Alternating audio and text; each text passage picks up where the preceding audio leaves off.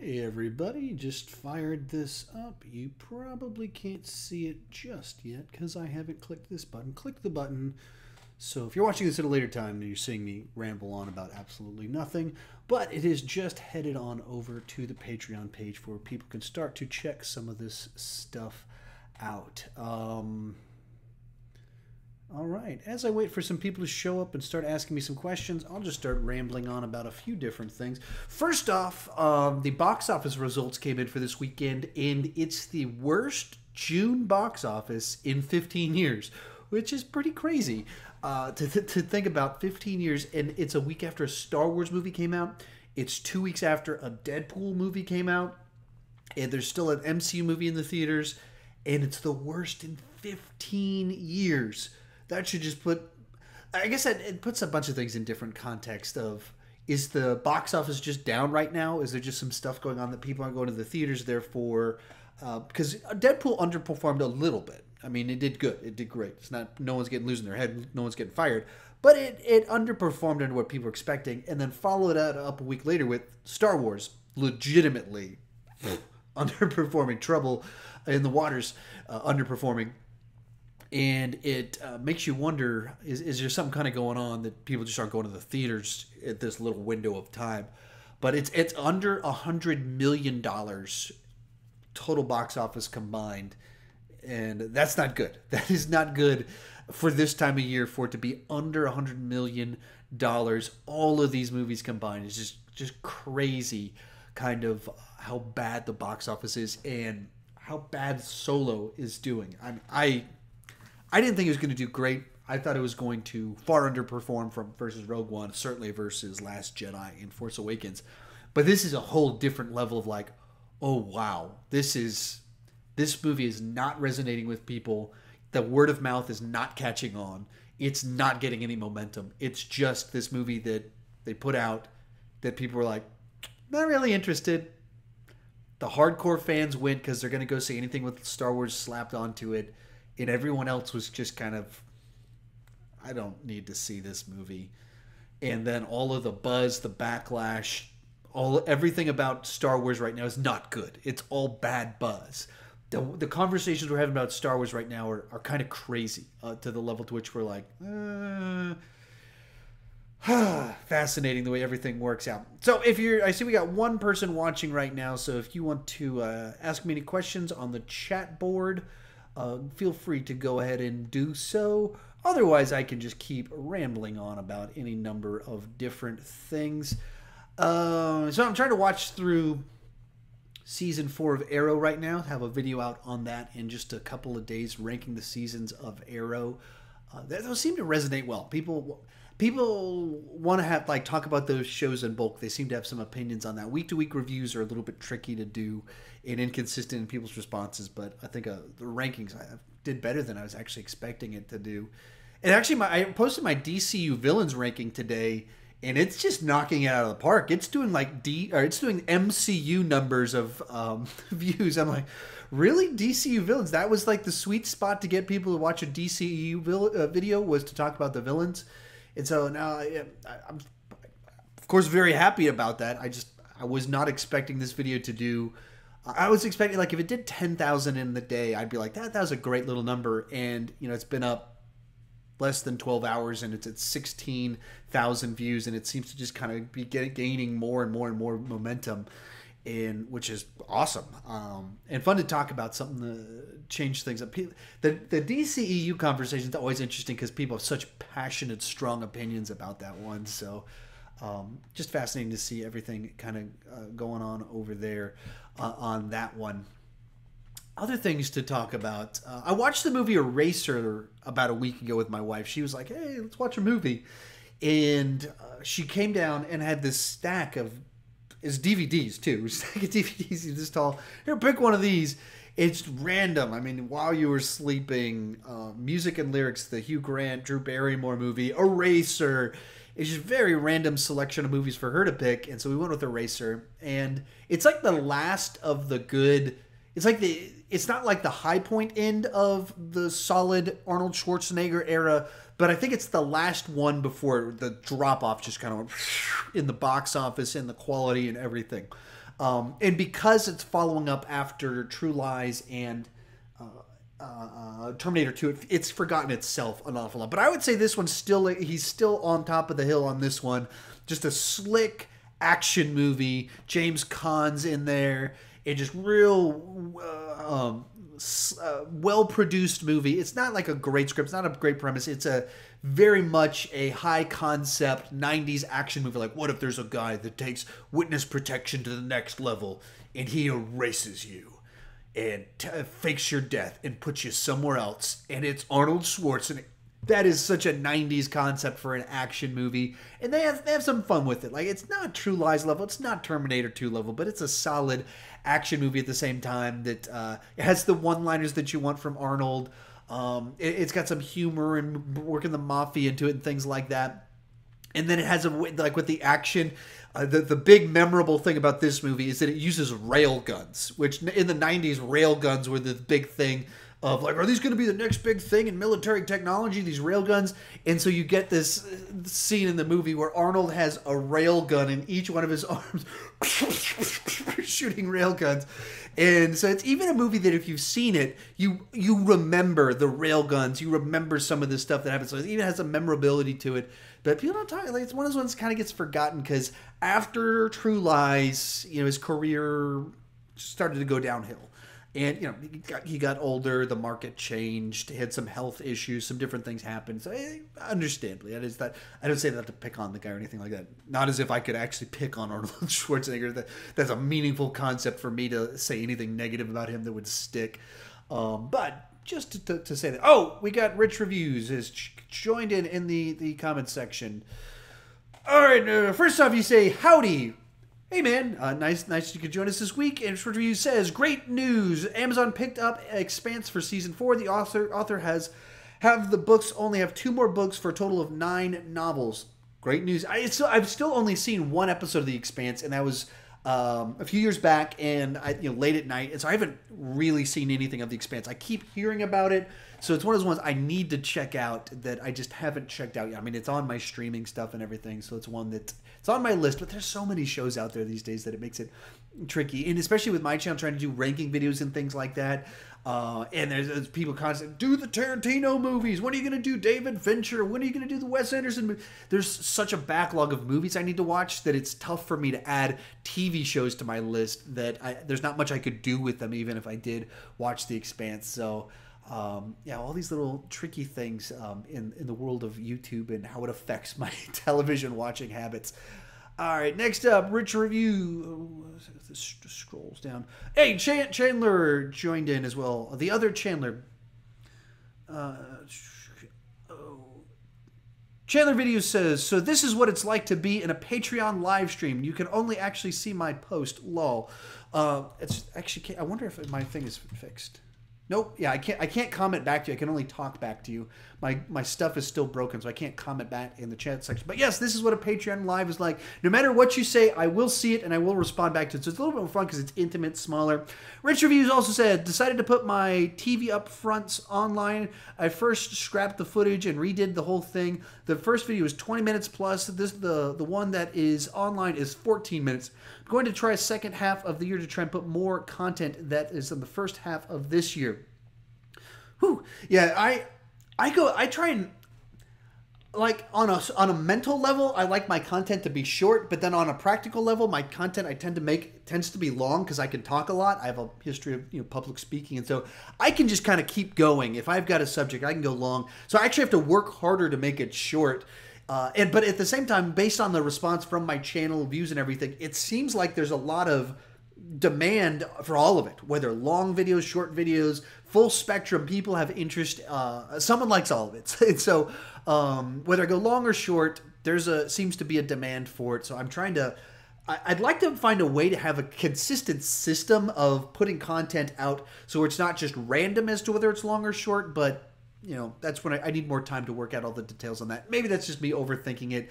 And the nature of media is that sometimes it's nice to have kind of a flow to everything, as opposed to trying to overthink and over-mechanize it. Richard Review says, you seem like a natural speaker compared to me where I flub constantly. Yeah, I mean, I was a public speaker for 10 years before, or 12 years before I came on YouTube. Before I started, my channel really started in two years ago. I'm almost at 2 years. My 2-year anniversary is in July. Before that, 12 years of public speaking. And that, you just get used to it. And likewise, I went into public speaking type stuff in church world because people told me I was good at it. So naturally, I'm a little bit good at it. And I've got years and years of experience doing it. So, you know, there's all kinds of things I'm terrible at and bad at. And even, you know, right now I deliver paint because even my personality inclined me to not even be able to, frustration, the way we're all wired differently and what jobs we get and things like that. But speaking is my thing. And so I'm trying to work hard to make YouTube my full-time thing. Since people seem to enjoy me talking on this forum. Baird Bananas says, "Hey Sean, I just watched your DCEU ranked. Oh, am I? Looked like it locked up for a second. Watch the DCU ranked, and I'm wondering what your thoughts are on the original Superman films and Superman Returns. So what is it like to? Or excuse me, what are my? Sorry." I was reading what Baird Banana said, started to talk about it, and then I read the next comment from Rich Reviews. So what are my thoughts on the Superman movies from 1 through 4, and then Superman Returns, which is sort of Superman 5 and sort of our Superman 3. What are my thoughts on them? I'll go through them in order. I think Superman 1 and 2 are excellent. They essentially invented the comic book movie genre. Now you've got the serials from the 40s and stuff. The stuff was put in theaters a long time ago. And you've got Batman 66, the movie. But really, Superman the movie is the start of the superhero, the comic book genre. And on so many levels, it demonstrated what you could do. Now, you know, it's dated, it's 40 years old, all sorts of things like that you could talk about. But I mean, it takes the material seriously. It was cutting edge in the special effects. There's an epic scale to the two movies because they were written as one movie put in 2 parts, and then they were filming them together, and then they split them apart, and then, so it kind of goes together, kind of doesn't. And if you watch the Donner cut, they go together a little bit better, but it repeats the end of the first movie and the second movie. There's any interesting little things that they decided to do that. I think they're great. In both cuts of Superman 2, I think are great. If the Donner cut, they'd been able to actually Donner finished it, I would say that's the better movie, because I think Richard Donner understood the material, and his take on taking it seriously, I think, was just better. But both, the one that was released in theaters, I think is still great. And some of my favorite movies of all time, Superman 1 and 2. I don't know if I could pick which one's better. I do kind of, in my brain, put them together as one movie. And one of these days, when I do my top 10 favorite comic book movies, Superman 1 and 2 in some form will have a presence probably in my top 10 favorite comic book movies. Superman 3 is an interesting film because it's not poorly made. I don't think Superman 3 is a poorly made film. It's a terrible concept for a film. It misses the point of Superman. It makes Richard Pryor as the comedic sidekick kind of the standout character in a Superman movie. So that's not good. Hey, Doggy Bo, just wanted to come and see me. My dog walked in. So that's not good. But it's not like Superman 4 is a poorly made movie with a bad concept. Superman 3 is a slick 1983 superhero action comedy with, you know, the top stand-up comedian of the day being a goofy guy in it. So it's an interesting film in that regard that I don't know what to make of it. I don't even know how I would rate the movie or score the movie. I put it on regularly enough, but because I watch all these movies. I grew up watching all these movies, so they're all kind of I enjoy putting them on, and then my wife gets mad at me, like, why are you watching Superman 3 and 4 again? Why are you torturing me?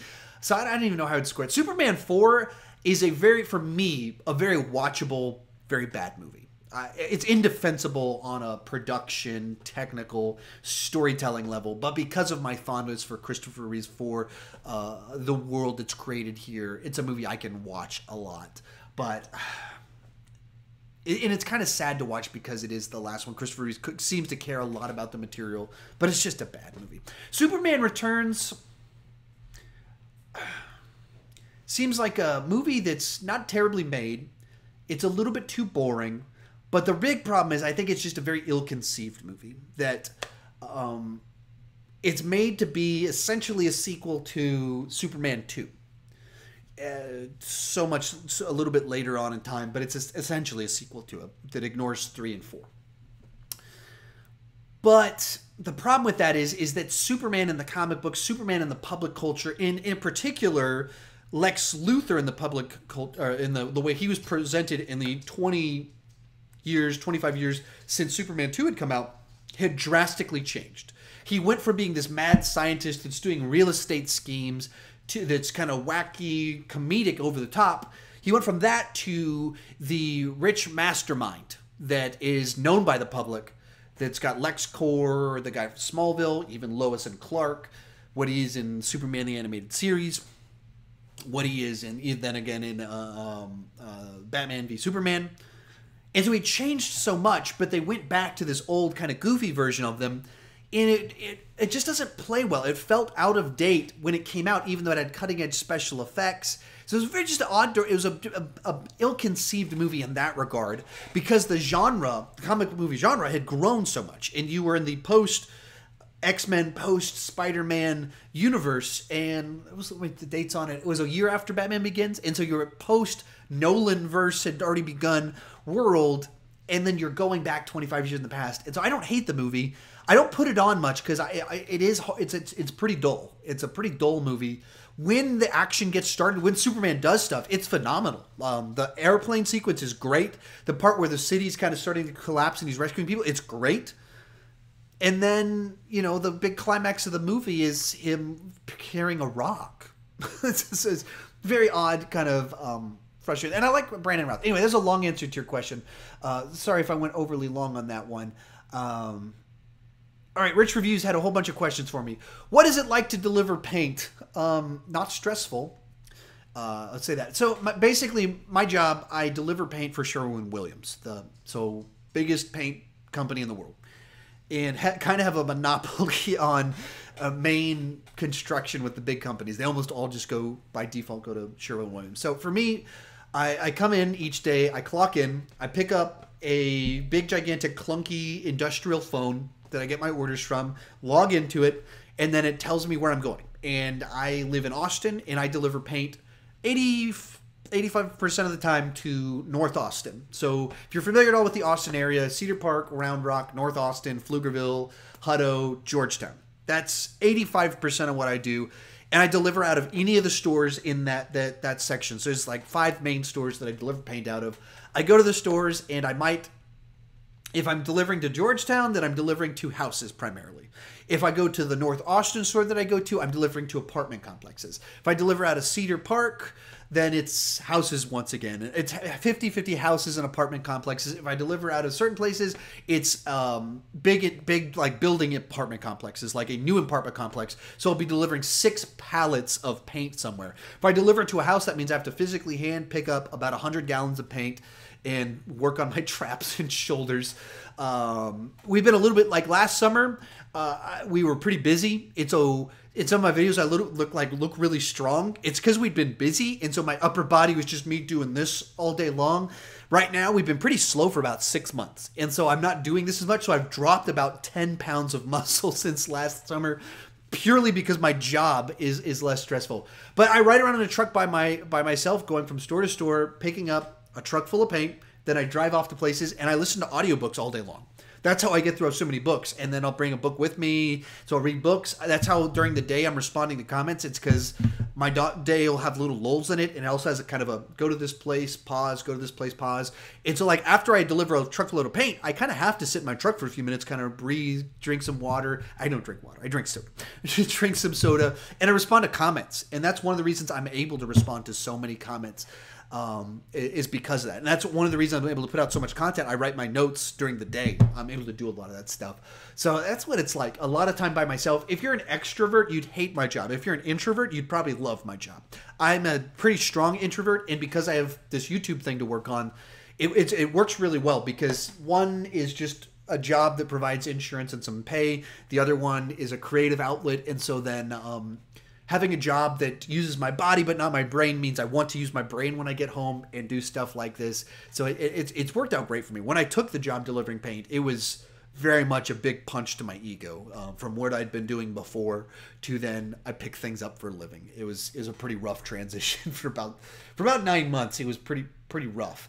And then as the channel started to take off, as I kind of got used to life and things like that, it was like, no, this job's actually kind of a blessing in many ways.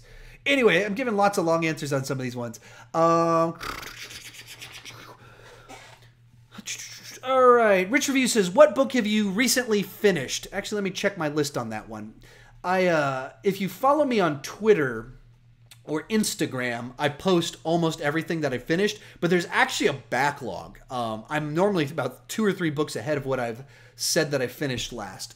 So the last book that I actually finished was Leaders Eat Last by Simon Sinek. If you're not familiar with who he is, he's done a lot of TED Talk stuff. There's a lot of viral videos of him talking about work culture, leadership, things like that. And so this is I think it's his most recent book. And it's interesting. It talks about work, staff cultures, and leadership from the mindset of the human anatomy and hormones, cortisol, dopamine, and the way we're wired to have these different experiences spark different hormones inside of our body. And so he kind of explores work cultures and how American society and work staffs have changed over the last 50 years related to, it's a very interesting little book. I enjoyed it a lot more than his previous one. Before that, I did the book, the Originals by Adam Grant, who is a TED Talk guy as well. So those are the 2 most recent ones. Right now, I'm going through a Jack Reacher book by Lee Childs. So I'd never gone through a Jack Reacher one, and so I was now. What is it, buddy? My son's right here, so I'm not just ignoring you guys, but my son is standing here. It seems like he has something important to say. Do you have something to ask? Did you just want to say hi to everybody? No, it's an emergency. Oh, it's an emergency. What is it? Bo's eating up a plate. Okay, my dog is downstairs eating a plate. Liam, come over here. He's not wearing a shirt right now, so just, here, buddy, if you can just talk to them real quick, right there. Entertain them for about 30 seconds. Tell them about Battlefront. Tell them about Battlefront. There's a lot of guns, and there has to be bullets. Oh, what are you doing? There has to be bullets for they can die.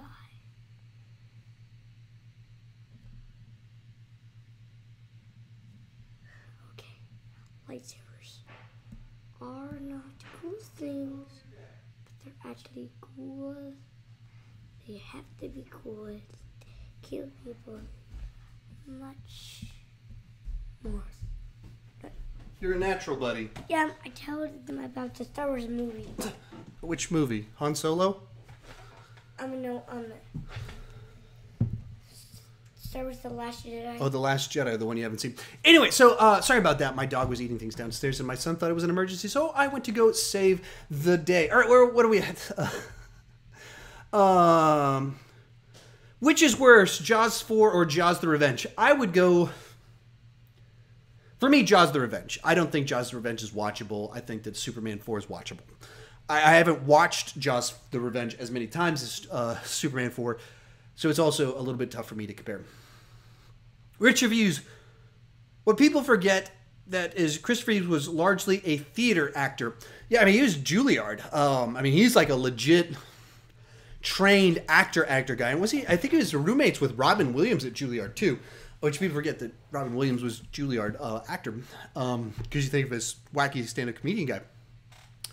But yeah, like that's we think about a lot of these guys in the context of fame, movie stardom, and things like that. We realize acting is a lot more than just being a big movie star, and a lot of the stuff being a big movie star provides the paycheck and the fame, but the other stuff provides the satisfaction. Rich Review says, which is better, Netflix or Amazon Prime? I would say Netflix by like a factor of 10. I am an enormous Netflix fan. I tune into Netflix on a daily basis. I tune into Amazon once a week, once every 2 weeks. And, you know, sometimes it depends on phases of life. I'm on Amazon Prime a little bit more, but... like, I would have a subscription to Netflix if it was just for the archive of old stuff. I would have it just for the more recent things they have on there, and I would have it just for the exclusive Netflix content. They're things that they produce. Any one of those three, I think, is worth the $10 a month or whatever that I pay. But you have all three of those.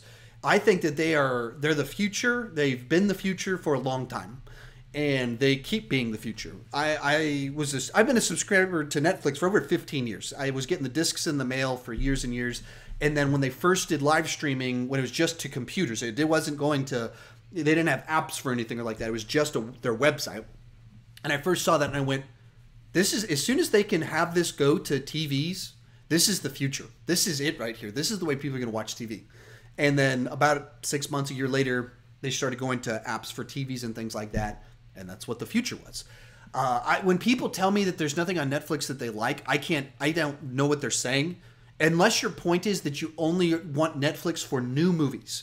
If you only want Netflix for new, current release movies, yeah, it's probably not worth it.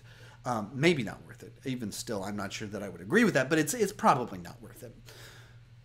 But it's not. I mean, it's hard for me to comprehend even the mindset, because having grown up in the 90s where, to watch Star Trek, you just had to watch whatever episode was on syndication. Like to buy the episodes, you'd have to buy individual episodes for $20. Like that's, so to buy every episode would be, $1,000 or $300. I mean, it's an enormous amount of money to buy a set of every episode.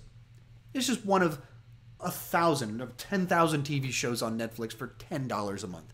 I think Netflix is incredible. I am an enormous fan, and their original content is so good. I mean, like they're putting out these documentaries on the toys that made us that I watched because it's entertaining to me. Yesterday they have one on Legos. My son's super into Legos right now, and so we're like, let's see if he likes this. He watches the whole one on Legos, and most of it's on like the history of Legos before it was Star Wars Legos. He watches the whole thing. It comes to an end. And then he starts scrolling through it, and he watches the Star Wars one from beginning to end. They're making content that's so good that my 6-year-old son is watching documentaries on toys from before he was born. That's how good Netflix is. Anyway, I give long answers. My thoughts on the Happy Murder Time trailer. I haven't seen it yet. I have not watched the Happy Murder Time trailer yet. Trainer Video says, have you ever had any thoughts on wanting to make a feature film, short films, or you just talk about movies? Oh, absolutely. I have all sorts of thoughts on making movies. Short films, no, I don't think so. Unless it was just for the purpose of, just if it was for the purpose of getting traction to make a movie, I would do that. But I don't think I would have an interest in making short films. If I was going to make a movie, if I was going to do something, I'd rather make like a low budget feature length, or 80-minute movie that's in a hotel in a cabin in the woods than I would to do something that was a short film. But yeah, my friends and I have been talking about self-financing making a movie for a long time. We've always done stuff like that. I can send you some stuff that I've done before. Of when I was in church world, I would do little skits and little video type things all the time that were scripted. There's a couple of different things I did that were 50-minute long scripted videos with special effects and all sorts of stuff that I wrote, directed, filmed, edited the whole thing, did all the special effects and everything for them. And it's exhausting. So I've thought about it a lot, but it's one of those things that there's not, the entry level to do it is so high that it's difficult to justify some of what it takes. Like the entry level for YouTube is nothing. I mean, I could do this with just stuff at my house. I was able to start things, grow an audience pretty easily, and people would watch it. No cost, and people will actually watch what I'm creating. If I were to make a movie, right now, because I have an audience on YouTube, I could get more people to watch it. But even so, if I made a movie, and I would have to invest tens of thousands of dollars to do this, that I don't have. And who would watch it? I've been a huge fan of John Campea for 7 years now, something like that. And I've known for 6.5 of those 7 years that he made a movie called The Anniversary 10 years ago. I've been curious about watching that movie. It's on the internet for free, and I've just never watched it. Big fan of his, enormous fan of his for years and years and years, and I've never watched his movie. If I were to make a movie, who would watch it? As for what would I make, I always think, so I watched this movie, Upgrade, a couple days ago. That's a type of movie that if I were going to make a movie, I would do something like that. Like, I watch a movie like that and I think, this is a Sean Chandler type movie. This is something I would be excited and proud to make something in this ballpark. Which is to say, I like action movies, and when it comes to making movies and designing things, like an action revenge story, that's something I'm interested in doing. And I like sci-fi. And so there's a nice little twist in it of it being sci-fi, and then there's some ideas being explored in it, so it's a little bit clever. While it's not trying to be this big pretentious thing, it's not super ambitious, but an action movie with some ideas, some sci-fi, that's the sort of thing I would try and do. My buddies, as I mentioned, have thought about making a movie before, and we were going to try and self-finance and make a movie, and we were going to do we're all time travel story fans, so they wanted me to write it, and so I wrote a treatment for a time travel kind of comedy. My thought was, what if you did a time travel, small scale, of sorts, kind of Hangover style? What if some guys got together and everything went wrong because they got a time machine and they screw up the timeline, so they're trying to fix the timeline, and it's Hangover kind of style. So it's not big sci-fi. It's not going back in time an enormous amount of time. It's what if you went back in time one day and your time machine broke, so all you did was make a copy of yourself and you can't go back to the present time. So there's now two sets of you. How do you fix that? That was the basic premise of this movie that I'd written a treatment for and haven't been able to do anything with. So maybe someday there will be a movie baked in. As I said it right now, I was like, I like that. That's actually pretty clever. That is something that I enjoy. Anyway, it's my thoughts on it. All kinds of questions. Sorry, I'm answering everything too long, but that's the fun thing about doing these kind of smaller ones, that I can actually give good long answers. Bear Banana says, thanks for answering. Like you said, I like parts of Superman Returns, but I feel it could have been cut down by half hour or so. There's way too much dead air and meandering throughout the movie. Absolutely. Every time I watch it, I'm just reminded, like, there's 45 minutes before the first action sequence. And, like, he shows up, and then he goes back to Smallville and remembers his childhood.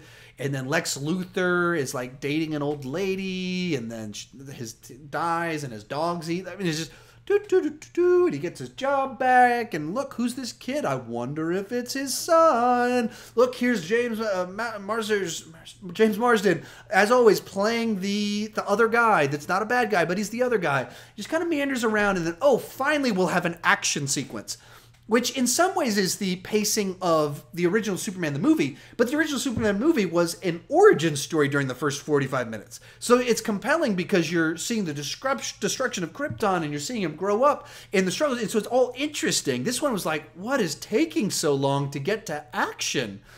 And so, yeah, just a movie that if you cut 30 minutes from it would be much easier to watch. Like, I don't put it on very often because I'm not in the mood for this slog through this long fest. It's a much better movie than Superman 4. I put Superman 4 on way more than I put on Superman Returns because it's just a quick Superman fix, and it's Superman punching a guy in the face, and it's stuff happens right from the get-go. Things are happening with Superman in action. Bearman says, while you're talking about Happy Time Murders, what are your thoughts on the Muppet franchise? I like the Muppet franchise. I grew up watching the Muppets. I'm not like a fanatic or anything like that, but I grew up watching them. The one we had on tape was The Great Muppet Caper. I haven't watched it as an adult, I don't think. So it's been a long time, so I don't remember it too well, other than like Charles Grodin. I think Charles Grodin being in it, and I have all these images in my mind from different things in it.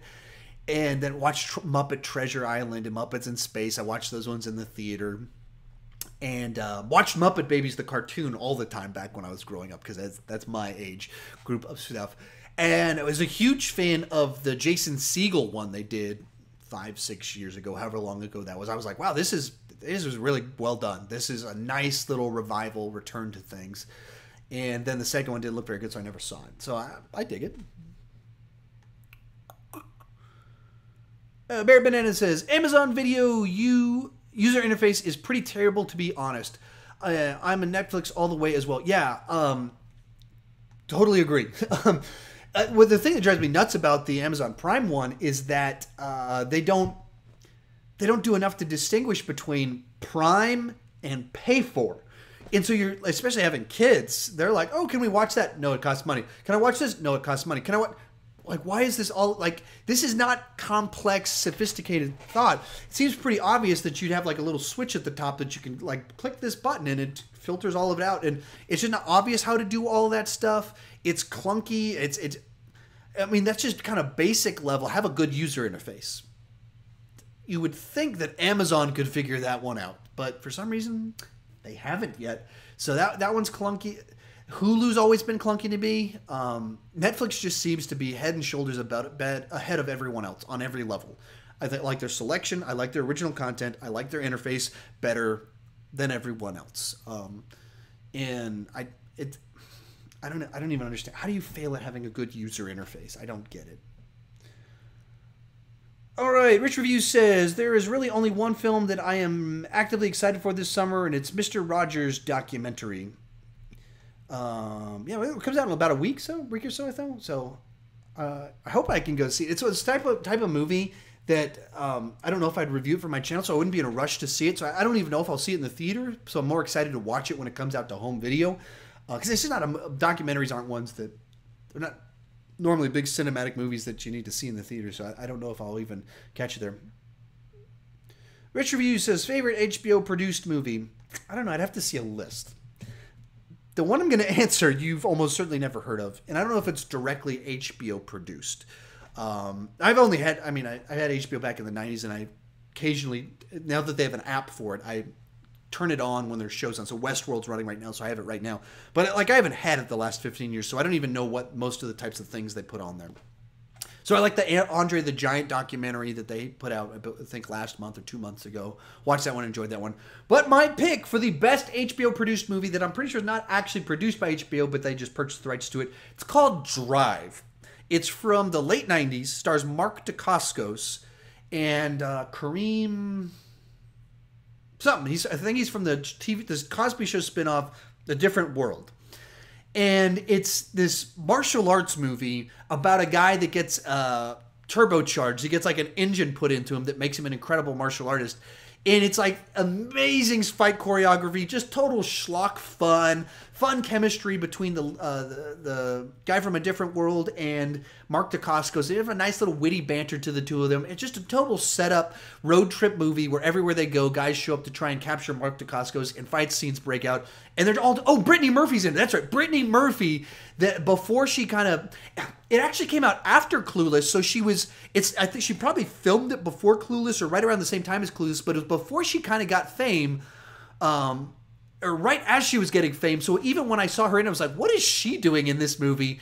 And so it's this movie that almost no one's heard of, almost no one's watched. But if you like martial arts movies, it's a really solid martial arts movie that just kind of went under the radar and just disappeared into the world out there. And even though it delivers on everything that you want from a martial arts movie, and even some of the cast is better than the movie itself.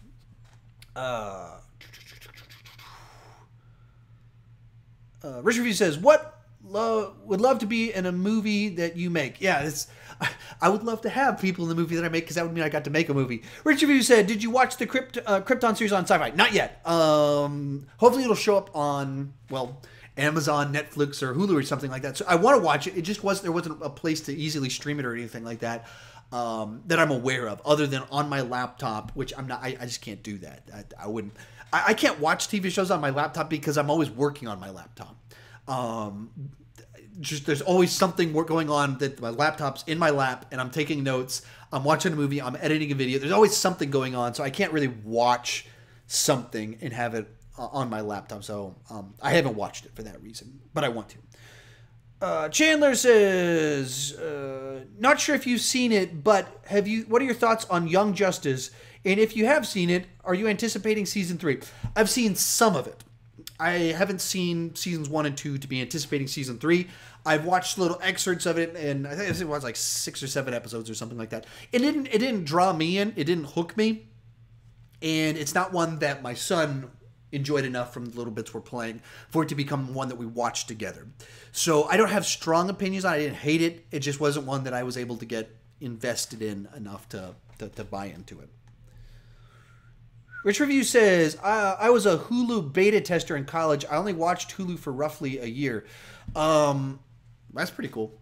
I've been a fan of Hulu, but I don't have cable. I don't have. We weren't cord cutters because we never had a cord. Like we got married and we were just always digital, getting Netflix discs. And then right after we got married, Blockbuster had their version of Netflix, but you could turn the discs into the store. And when you turned your disc into the store, you could rent a movie for free from the store. So it was like kind of a better version of Netflix in some ways.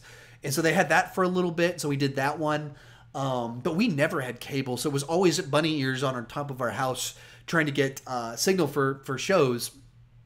And so Hulu's always been solid for us. And we've never had a DVR or anything like that. So Hulu, when it came out, we're like, yeah, this is cool. For under $10 a month, we can get a good percentage of the shows that we watch the day after they come out, streaming them for a couple extra bucks. There's no commercials in it, even better. And now they started having some original content, some movies on there. So it's a nice little addition to our little non-cable setup so that we can watch stuff. Bear Banana says, not sure if you've talked about them before, but what are your thoughts on the Star Trek reboot films? I haven't reviewed them on my channel. I've ranked the Star Trek movies before, and so I've talked about them in that context. I reviewed Star Trek Beyond. Star Trek Beyond came out about a week. It came out 2 weeks or something like that after I started my channel. So it's actually, I think it's one of the first 2 movies I reviewed the weekend it came out. Or it might be the first movie I reviewed the weekend it came out was Star Trek Beyond, possibly. What are my thoughts on them? I dig them. I like them. I think that the Star Trek 2009 was a really solid, let's do a 21st century hard reboot, but finds a way to tie into it enough that it's interesting without feeling disrespectful. It worked out. I thought what they did was clever, smart, and I dug it. And it doesn't feel like people are doing impersonations of the original cast, but they seem to have a lot of the core of those characters. And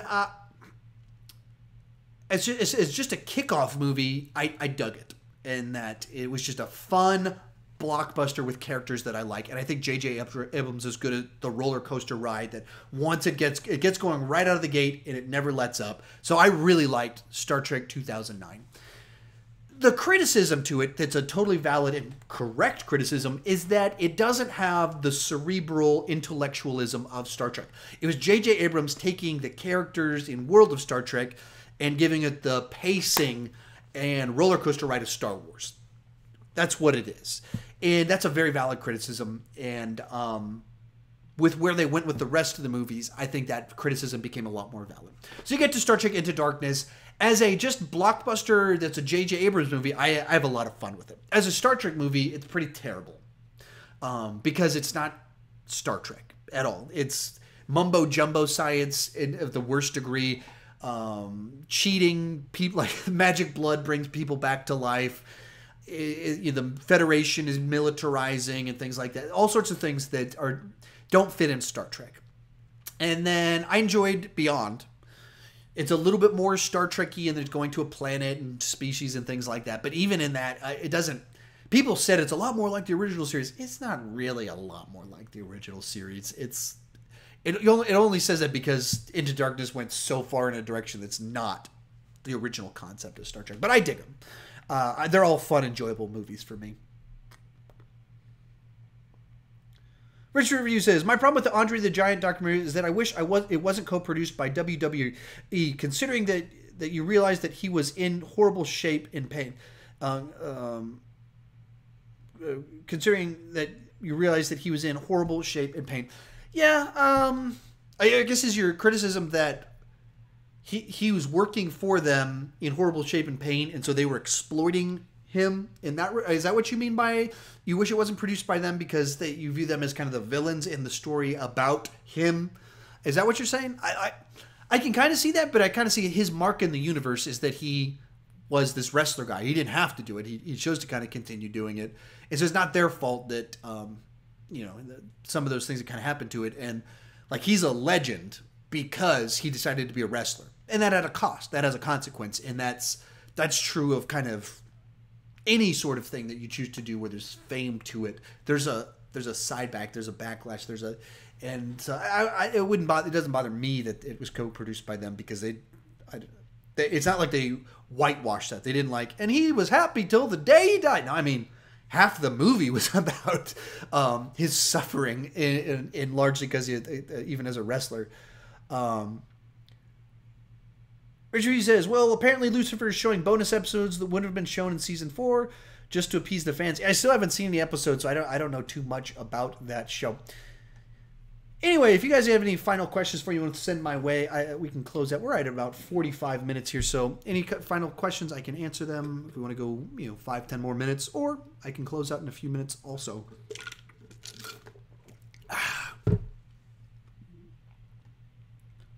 Anyone? Final questions? Want to close things out? Do you have any thoughts? Any things to share with you guys? Tomorrow, Lost World Review's dropping. I filmed it right before I did this one, so that will be coming out tomorrow. And then I'm going to rank the seasons of The Flash. And I'm debating. I'm either going to do MCU Final Battles, or I'm going to do Star Wars villains ranked this week as well. So a couple different options for either one of those would be a lot of fun. Probably go with Star Wars villains because we're still a little bit on the Star Wars ride of Solo that apparently bombed. Maybe there's not much of a Star Wars wave there, but it seems to fit a little bit better. And by now I might as well just kind of wait and make July Marvel month. And I've got all the Marvel leftover ideas that I have, put them in the month of July after Ant-Man 2. So that'll be a lot of fun. Rich Review says, McDonald's or Wendy's? I eat at McDonald's a lot more, but Wendy's is better. Wendy's is, I think, much better food. And I don't think that's even saying like a competitive thing. As for what they're trying to do, McDonald's is knowingly making very cheap crap, and Wendy's is trying to make better food for the most part. I think that they would fairly acknowledge that sort of thing in the mix of things. Richard says, you're an awesome individual. Thanks, man. You're an awesome individual as well. I appreciate that. Bear Benez says, agreed. I don't remember which thing you're agreeing to, and I don't even remember what I just said that you could be agreeing with. I wasn't watching as the timeline was going and everything. So I don't actually know what you're agreeing with, but that's good. I'm glad that we agree on, what was I talking about? The month. I was talking about, my schedule and whether I should make Marvel my July month and hit Star Wars right now. And then I was talking about Wendy's and McDonald's. So maybe we're talking about restaurants, or maybe we're talking about Marvel and Wendy's.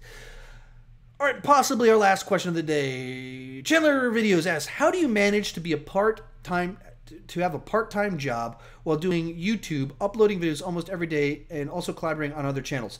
First off, I don't have a part-time job. I have a full-time job. My paint job is 40 hours a week, so it's not part-time. It's full-time. Unless you're asking for your sake. I do what you're describing with a full-time job. How do you manage to have a part-time job while doing YouTube videos, uploading videos almost every day, and also collaborating on other people's channels?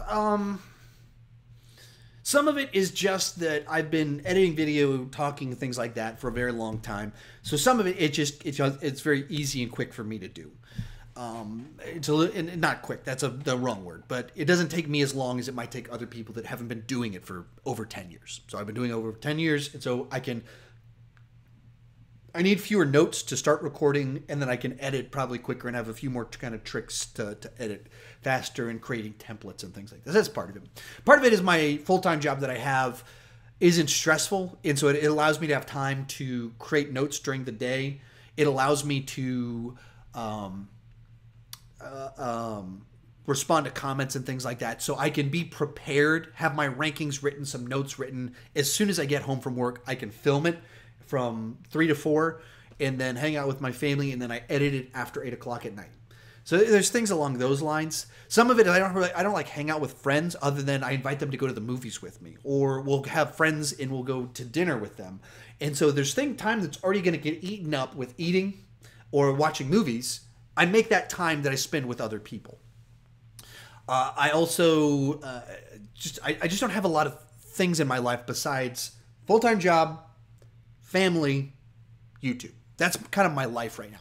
And the last little piece in it is that when I was in church world, I was in church world for 8 years full-time, sort of 10, 11, 12 years in total from all my other different time in it. It is a brutal pace. And I mean, youth pastor. I was the backup preacher. I was over communication. I was the guy that if they just needed someone to get something done, I was the guy who was doing it. So I was having to deliver weekly messages, sometimes multiple messages per week, leading small groups, organizing trips, organizing events, planning all the communication for the whole church, editing video for the entire church, running the video announcements for the entire church, all the promotion, advertisements, doing all the graphic design for all of those. I could go on and on with all the things I was doing. If someone died, I was one of the people that was sometimes officiated the funerals. I officiated weddings. And you're always on call when you're in church world. My volunteers work during the day, and so they couldn't communicate with me during the day. So to communicate with me when I would go home when I was off work, that's when they would talk to me. So, and when crisis would happen with people, it was at nighttime. Small groups were at nighttime.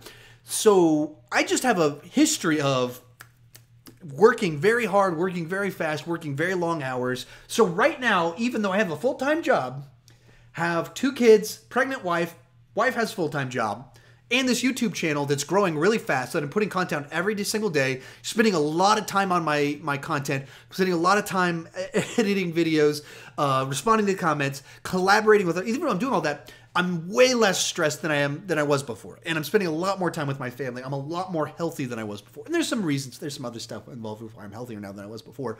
But like it coming from church world right now just kind of feels like a relaxed pace. That's like, oh, I can go to the movies and hang out with my friends. Hang out with my friends way more than I did when I was in church world. Hang out with my family way more than I did when I was in church world. I can go to like when my sister invites me over, I can say yes. When my in-laws want us to go over to their house and have a pool day, I can say yes.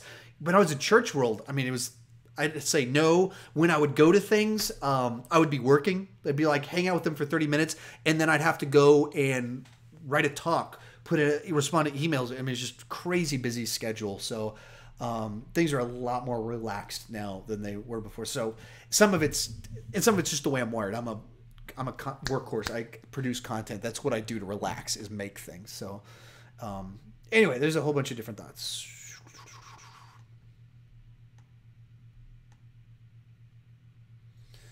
So anyway, that looks like our last question of the day. But yeah, there you go. It's right now. I would have said a year ago that I deliver paint full time and I have a hobby that breaks even with YouTube. Right now, I would say I have 2 full-time jobs, is what I would say. I don't know that. I haven't actually done a time audit to see if I spend 40 hours a week on YouTube, but it's probably close to it. And as for jobs, they're both very important to our regular income, and I'm trying to figure out how to transition. It's not an income thing, actually. It's a insurance thing. Is the one we have to figure out. How do we work out insurance, since YouTube does not give you insurance even if you are making enough money. But like it's essentially I have 2 full-time jobs right now, which is kind of weird to think about, but one of them's not very stressful, and one of them is doing this right now. This is part of my other full-time job, and this one's a ton of fun, getting to talk with you guys. It really is kind of the dream coming true that your hobby turns into a big source of income. So that's pretty fun. Anyway, I guess I'll close things out. Okay, Chandler says, yeah, I guess you said that I thought that delivering paint was a part-time job. No, it's a full-time job. Like it's 8 hours, 5 days a week. Delivering paint. That is a full-time job. That's where my insurance comes from. If I had insurance from somewhere else, I would do YouTube full-time. Like I would just transition to doing YouTube all the time. But it has to be full-time for me to get my insurance through it. So that's kind of why it is full-time. But yeah, I mean, it's wake up before my kids wake up and go to work. And then right when my son gets out of school, I get off work. That's kind of the way it works. And so, yeah, it's a full-time job. And then this is a full-time job. So I have a very full schedule, but to me, it feels like it's flexible compared to what my life was before. So anyway, with that, I'll close things out. Thank you guys so much for joining in, asking questions, for your support, just being movie lovers that want to talk movies with me. I just, it's so much fun that, to be able to do this and have people that care what I have to say, and then have people, you guys are nice, fun people that ask great questions. So it's a good ton of fun to get to do this. Should see you guys next Sunday. I should be back next Sunday to do one. I don't think there's anything that would cause. Last weekend we had a wedding, and then it was Memorial Day weekend, so I couldn't do it. And what worked out that we did one on the main channel. But next week I should be back here with you guys. Talk to you later.